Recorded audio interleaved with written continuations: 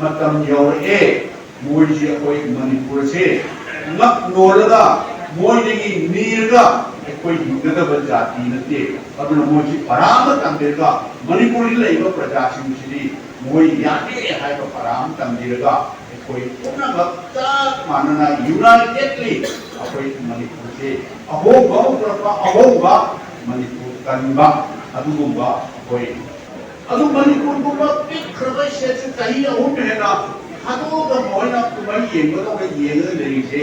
moina control tawte na khalaga bi kai adum few hours sai batareba india manipur hojik pariba chahi ahum helaba takno pasien ki ana sunaba tawriba amaga bahana sunan tawriba se moina determine tawra moina commitment tawra di adu masigi ai nai na dum manwali kan iba state ka संविधान पीर state का पीर power से free hand पीर तारगती state government ने समझी easily control को हम number तो बहुत के पुलिस के मतलब स्टेट गवर्नमेंट ने शक्ति पीर पीदा मोना आदर सेंटर की मोना फजना कंट्रोल तौरा मणिपुर से मोई की एजेंडा अमदी कोइना हाना सो हाइजनी बदरी मोई की आइदर हिडन और सीक्रेट एजेंडा की मकादा मणिपुर से नहीं तो मारे aina lakpi dot mayam maruina nauna Indian National Congress ka masi join tawira aba mayam leadership mayam haibu tare mayam si akoi sumai tawna akoi party sibu khajabat thami ba haibu tare Indian National Congress ki principal ideology adu hanadagi hona Bharat ने कहा तबदीली की मांग की होना Indian national Congress की भारत कसी ने कहा तबदीली को होना बता तुम साको नदर जाबा कोई फ्रीडम फाइटर सिंह हाई तारे फर्स्ट इंडिया के प्राइम मिनिस्टर पंडित जवाहरलाल नेहरू महात्मा गांधी जी नेताजी सुभाष चंद्र बोस सरदार वल्लभ भाई Patel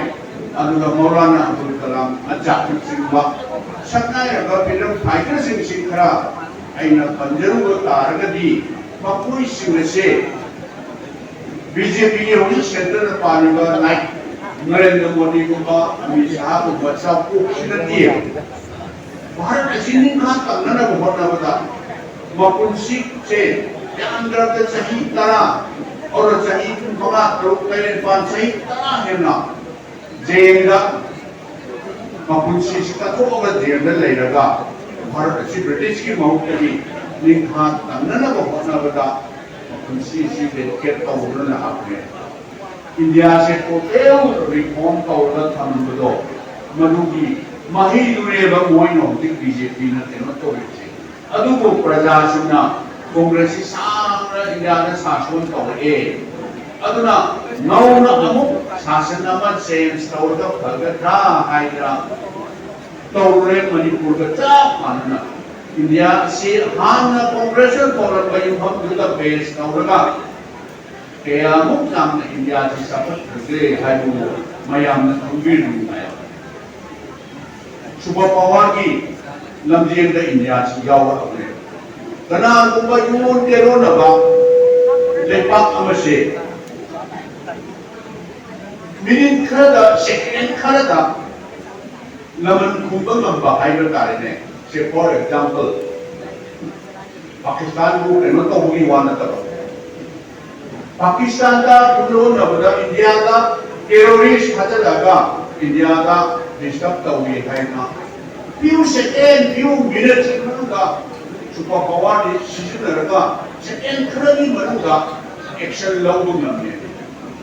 Ano Manipur ko ba pikraba siya sa tahi ahum hai na hadoga moina kumai yengo to yenga leise moina control tawte na khalaga bi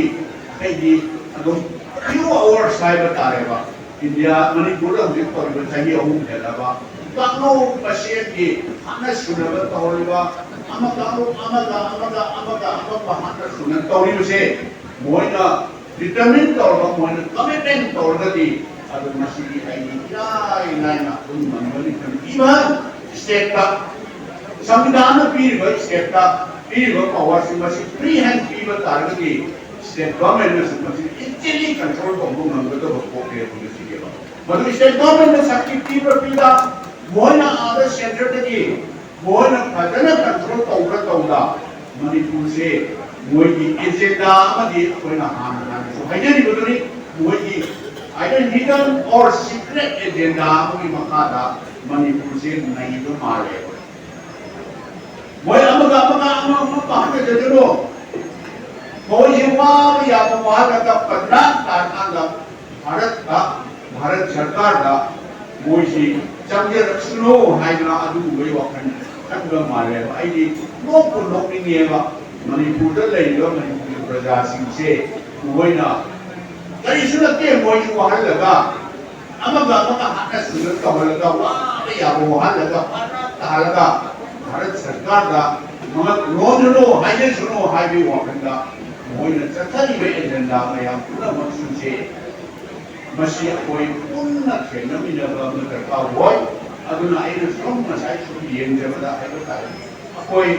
Masih international Congress से संगी रही बा केंद्र तरुक प्रेत की संगी रही बा मयाम सिंह से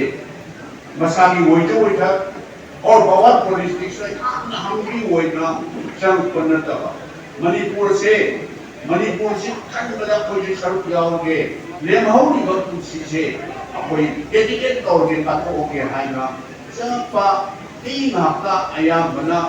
भी वे मां गृंदा हायरो अदुल्लाई बनो पांसी मयाम सिंह से with some determination commitment नमगर लोइना खेलने मणिपुर से हिमालय वापसी कर लगे आई हवाई हाथों पर था यारे है ना पसागी सुविधा नती है जैसे आई एग्जांपल ना है जगह अकोई होगी बा इलेक्शन दा जो पुरा मनो पंजाबी वाली को होगी बा 2022 के इलेक्शन में जो कैंडिडेट हुई बा तुमदा कोई नाम निके अदो नाम नहीं जाने के कांग्रेस का आई संगे रा मसाली सारी हाथों का संगे वैसी ऑक्सफोर्ड से वही डिटर्मिनेशन खले यिंबियो मरम पार्टी ऑफिस से संगे ने का अकोई संगे जी सागी एजेंडा आना बचा पनके अकोई स्टेट से तौरी बमों से मसी दी माइटी की देवे आगे ना बाबानी का तगी होइबा प्रेस रिट्रीट में तौरगा अकोई आई वोट ले दबे आके आई शक्ति पाई दबे आके आई अको दबे आके हाई की कोई नटे मणिपुर दबे आके हाई में वकंदा with dedication aduga commitment amuga loina home choy for anybody ticket come from lo adra koi support koroga BJP ki mighty ko ki le jadi hai masi example lamane masi clear example lamane pasuman ko dedication ko loina commitment ko loina ai koi masi koi national congress sami rahi ba mayam se masi moi ki wa to or sumone expression la adu ko de अदु मसी कोइना नदगी कोई मांगदौ न लोक मसी तौबा यारकनी अदु लेपा की लेबा situation सेरा अकोई party खत्ते येनगा party से कांग्रेस से यामन शक्ति पामगी मोंगा खनबिने न कोई तौजबने अदु मसी से सिना अलोई नतिए फेस मैनर दा कोई तौसी हाइना मसी से द फेस ने पुलिस पर मपा मयाम जो केंद्र अते क्यों दे लेबा मधुना लेपा की सिचुएशन जी येनगा खरे लेगा सेकंड फेज खरे लेगा थर्ड फेज अमुक कोई तौना कोई एनी इवेंचुअलिटी दा कोई पार्टी से लान संग नबगी कोई रेडी ले लेगा हाइता अदु मसी पार्टी से यावि लेगा कोई पुनः मसे कांग्रेस पार्टी के कोई रनिंग हफ्ते कोई रनिंग हफ्ते कुछ का तो जो काय रे हाईवे वहां में संबीर को हफ्ते अदुना कोई ना पेनो तो उचित असीम ना हाईवे कांग्रेस पार्टी से अकोई पार्टी की हफ्ते की न तब कांग्रेस का ना हम देना हाईवे रखा कांग्रेस की आइडियोलॉजी प्रिंसिपल हम पुनः बख्श खाते बन हमदिगा राखी बने मसले राखी को मैं पुनः नोटिंग सी अकोई अना केंद्रीय भारत सरकार अदुगा मणिपुर लेबा बीजेपी की सरकार से कोई अतोबदा मसी होंगो बाहाई से होंगो कमोई शासन होंगो पजे कोई न मुंजदा बनती है 문제도